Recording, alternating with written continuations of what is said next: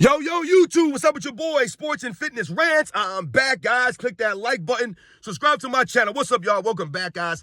Welcome back. Got another great video for you guys today. As usual, you guys know the deal on this channel. It's all about setting the record straight, stopping the lies, stopping the narratives, man. And I want to thank you guys, everybody across the world, everybody across the states has been supporting my channel, man. I am truly humbled by support, guys. I truly am, man. And I want to send a special thanks out to my man, Hayden Phoenix, once again, coming through with the super thanks. Once again, Hayden Phoenix, man, thank you. He leaves a note. Thanks for a great year of good content, sports and fitness. Hope your channel continues to grow. Man, thank you very much, Hayden Phoenix. I am truly humbled, man, by the support by you, man, the continued support, man. I really mean it, man. Thank you very much, Hayden Phoenix. Once again, coming through with the super thanks, man. Just one of the true basketball fans, man. Like I said, real recognized real. So thank you, Hayden Phoenix, man. I'm truly humbled again by your support, man. And in this video, we're going to speak about the LeBron James era and how we always hear it's bigger, stronger, faster. But in my opinion, it's shorter, softer, and weaker. So we're going to talk about that in this video, guys. And you guys know what to do, man. Turn the volume all the way up. Hit that play button. Remember, these videos are for educational purposes. And let's roll. So, yes, guys, many times we hear, right, people try to tear down past eras, right? It doesn't have to be just the 90s or the 80s or 70s, whatever it is. They try to tear down past eras. And what do they always say? It's the same things we hear, right? The guys in other eras were not as skilled, right? These guys weren't as great of athletes as past eras. And you'll often hear them use this bigger, stronger, and faster moniker when they are talking about this era, right? This past eras. And when I hear them say that, it doesn't add up to me, guys. I don't buy it because this era of NBA is not bigger, stronger, and faster. I've told you guys, if anything, they're shorter, they're weaker, they're softer. That's this era. So let's think about this now. When they say bigger, right? Are we talking about taller, height-wise? I don't know what that means. Bigger. Are they talking about musculature, weight? But we're talking about the NBA. So let's say that bigger means taller, right? Because that would help you in the NBA, right? Being taller is better, right? The basket's 10 feet high. So it would be better for you to be 6'6" and not 6'2", right?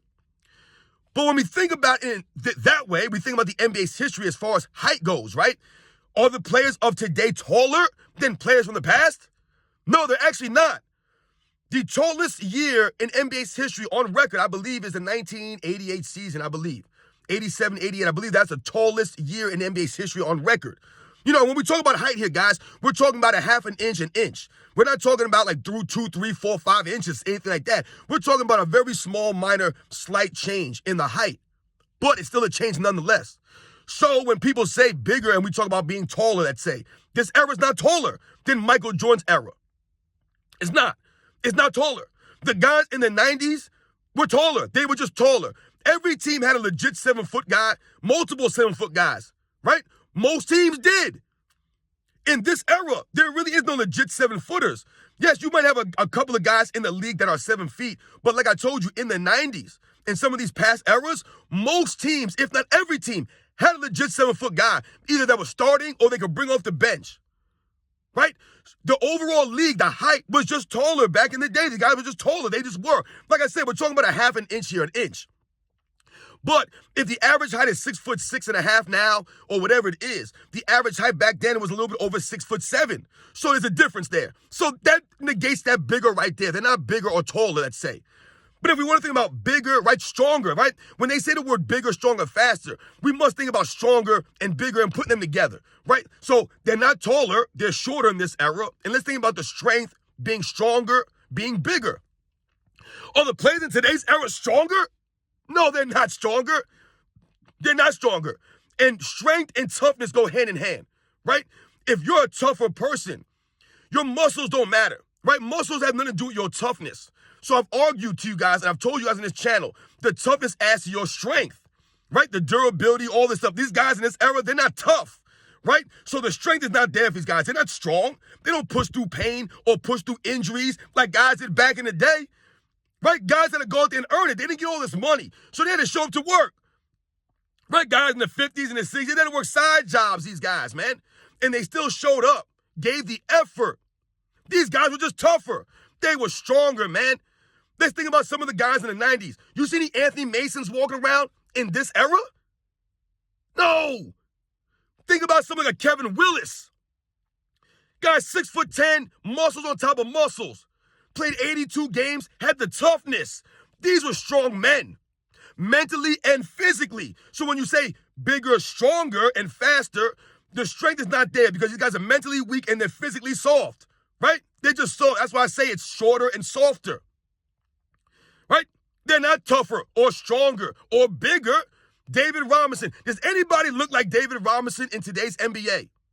Let's think about Rudy Gobert, right, who's a 7-foot guy, and compare him to a David Robinson. It's night and day, their body type. Night and day, guys.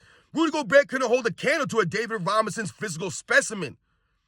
These are the players in the 90s, guys. There's the 90s. Charles Oakley. Do people look like Charles Oakley today? Look at Draymond Green. There's no muscles on Draymond Green's body. No muscle from Draymond Green. He's got that smooth body. Look at Charles Oakley, an Anthony Mason, an Xavier McDaniel. These guys are monsters, man.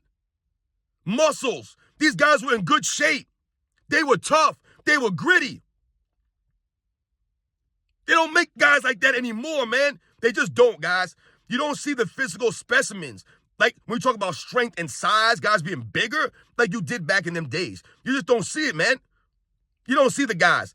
Do you see any Shaqs walking around right now in the NBA? Right? Shaq was in the 90s. And people think about Shaq of the 2000s. If you guys go back and remember Shaq in the 90s when he first came in on the Orlando Magic, that dude was an athlete, man, at that size. We're talking about 7 foot, 300 pounds. This guy could run. He could move. That's why I say Shaq underachieved, because he allowed himself to get too heavy and lost some of that athleticism. Shaq was a better rebounder, defensive player in Orlando because he had the mobility. You see anybody like Shaq running around the NBA now, 7 feet, 300 pounds, moving like that? Nope. Karl Malone, any Karl Malones in the NBA? They talk about LeBron James' strength, his size. He can't hold a candle to the guys I mentioned. Charles Oakley, Karl Malone, David Robinson, Xavier McDaniel, Anthony Mason. He can't touch these guys, LeBron James, with his little total machine. Get out of here, man. These guys lifted real weights. These guys were actually tough.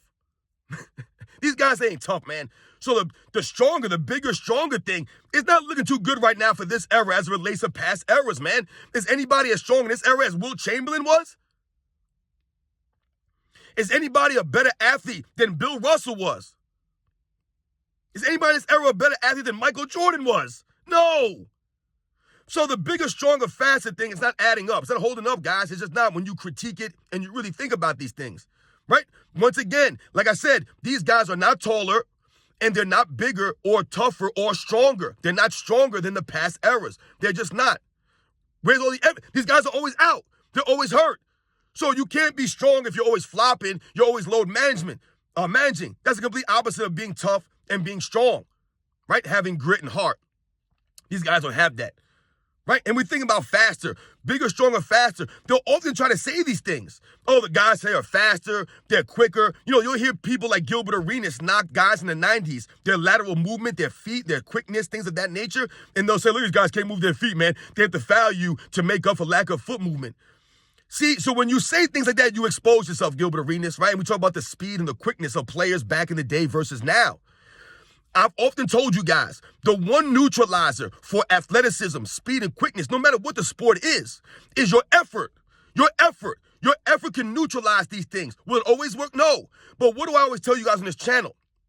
Hard work will get beat when it doesn't work hard, right?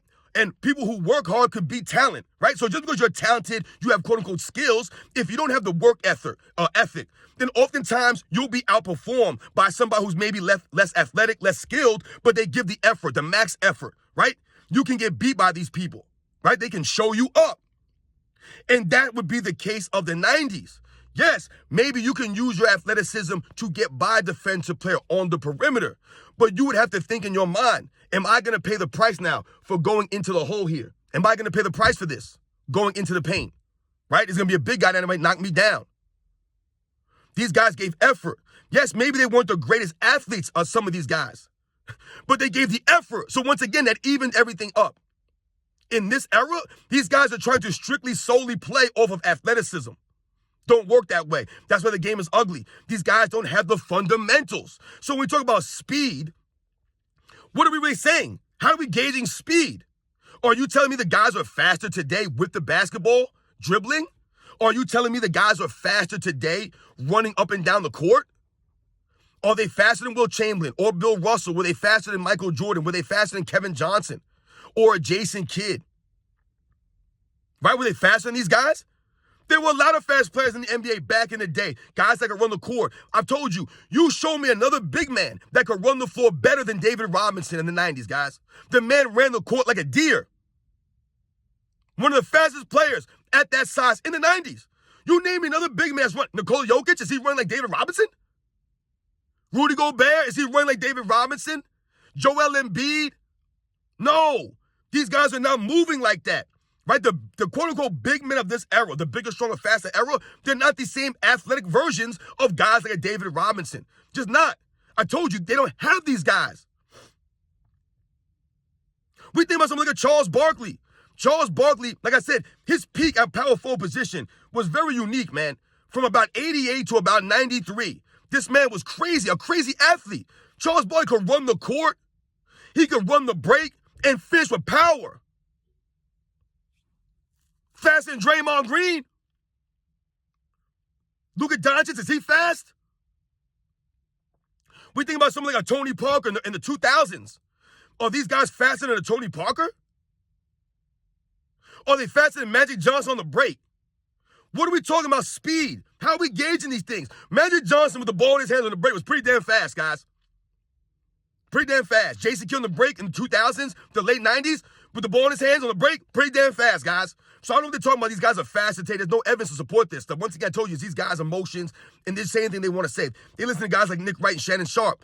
So once again, as you guys can see, the LeBron James era is not bigger, stronger, faster. Right? I told you, it's shorter, it's softer, it's weaker, and it's slower. These guys are not the great athletes that they try to make it seem. These guys get away with carrying the ball, right? Traveling violations, but they're supposed to be better athletes. It's the fundamentals that's lacking, guys. It doesn't matter about bigger, stronger, faster. That stuff has nothing to do. This is basketball. It's not powerlifting. It's not the Olympics, Olympic weightlifting. You guys know what to do, man. Michael Jordan's 90s. Guys were taller, they were tougher, they were stronger, they were bigger. And the speed, what are we talking about here? What are we arguing speed? Come on, man. This is not track and field. You guys know what to do, man. The athletes of today, the basketball that's being played today is not greater than the other eras, man. These guys not bigger, stronger, faster. No evidence to support this, guys. You guys know what to do, man. I'll catch you guys on the next one.